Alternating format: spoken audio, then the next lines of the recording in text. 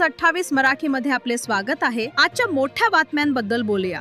वृद्ध आश्रम मध्ये कार्यक्रम। वृद्धजन आपल्याला संपत्तीच्या सोबत संस्कार सुद्धा देतात। भगवान भाई 60 वर्षांच्या आयुष्यानंतर आपण सकारात्मकतेने जगले पाहिजे आणि आपल्या भविष्यासाठी चांगल्या कर्मांची संपत्ती जमा केली पाहिजे।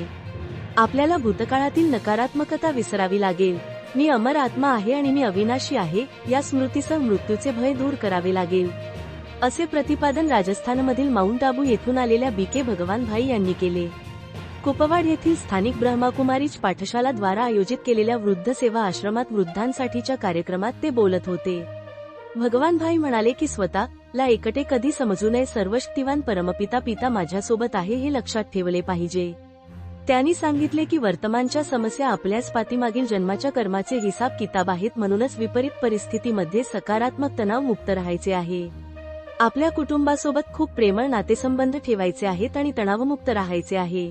माझे भविष्यातील जीवन खूप चांगले बनावे यासाठी काहीतरी श्रेष्ठ कर्म करायची आहेत। वर्तमानात आपले स्वस्थ ठीक राहण्यासाठी मेडिटेशन अधूनमधून करायचे आहे। भगवान भाईजी म्हणाले की आनंदी राहण्यासाठी 3 गोष्टी लक्षात ठेवा। 1. कोणालाही काहीही बोलू नका। 2. कोणाशी भांडण तंटा करायचा नाही। 3. कोणाकडूनही कोणत्याही अपेक्षा ठेवू नका। ते म्हणाले की कधीही स्वतःला निवृत्त समजू नका। आतापर्यंतचे आपले जीवन व्यवस्थित घालवले आहे, आता खरा आनंद उपभोगण्याची वेळ आली आहे। ते म्हणाले की 60 वर्षांनंतर आपल्याला मिळालेल्या वेळेचा उपयोग आपल्या चांगल्या कर्मांचे भांडवल जमा करण्यासाठी करावा लागेल। झाड कितीही मोठे असले तरी ते तुमच्या अंगणात राहू द्या, ते फळ देत नसेल पण सावली देत असेल। वृद्धजन आपल्याला संपत्ती देऊ शकत नाहीत, पण ते आपल्याला मुले संस्कार नक्कीच देतील। राजयोगाची पद्धत स्पष्ट करताना स्थानिक ब्रह्माकुमारींचे संचालक बीके किशोर भाईजी म्हणाले की स्वतःला आत्मा मानून चंद्र, सूर्य आणि ताऱ्यांच्या पलीकडे असलेल्या परमशक्तीचे परमात्माचे स्मरण केले पाहिजे। मन आणि बुद्धीद्वारे त्याला पाहणे आणि त्याच्या गुणांची स्तुती करणे हा राजयोग आहे। राजयोगाद्वारे आपण देवाशी एकरूपता अनुभवू शकतो। त्यांनी सांगितले की राजयोगाच्या सरावानेच आपण वासना, क्रोध, लोभ, आसक्ती, अहंकार, मत्सर, द्वेष आणि मत्सर, नकारात्मकता यावर मात करू शकतो।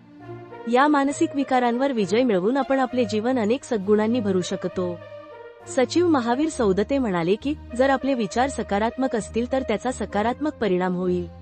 त्यांनी स्पष्ट केले की रोगमुक्त, दीर्घकाळ टिकणारे, शांत आणि यशस्वी जीवन सुनिश्चित करण्यासाठी आपण प्रथम सकारात्मक विचार जोपासले पाहिजेत।